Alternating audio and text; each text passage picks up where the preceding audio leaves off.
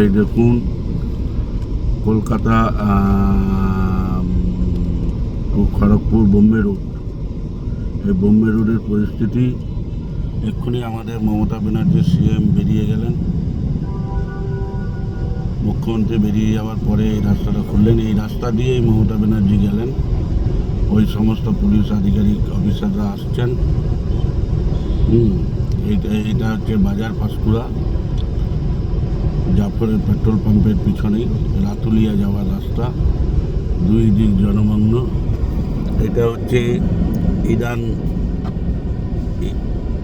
Iran বেসিং college, BEd college, Anisur রহমানের সাহেবের কলেজ। এটা হচ্ছে আনিসুর রহমান সাহেবের কলেজ। বন্যায়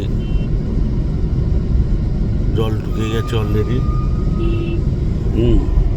এইসব রাস্তাঘাট। আমরা চঞ্চলপুর অনন্তপুর 2 অঞ্চল থেকে এসেছি। এই হচ্ছে রাস্তাঘাট। ওদিকে তো ন্যাংরা ট্যাংরা সব ডুবে গেছে, একতলা পর্যন্ত ডুবে গেছে। এখানে একটা পুলিশ ক্যাম্প আছে, ওই তিরপলের যে কালো তিরপলে ওটা ক্যাম্প, একটা পুলিশ ক্যাম্প আছে। বোম্বে রোডের অবস্থা যদি এইরকম হয় জল নিকাশি, আমি অনুরোধ করব পাঁশকুড়া ব্লকের সমস্ত পদাধিকারগণদেরকে, বিডিও সাহেব, জেলা পরিষদ থেকে শুরু করে, যার সামনে দুর্গা পূজা আছে, যাতে জল নিকাশিগুলো পরিষ্কার হয়, যাতে দ্রুত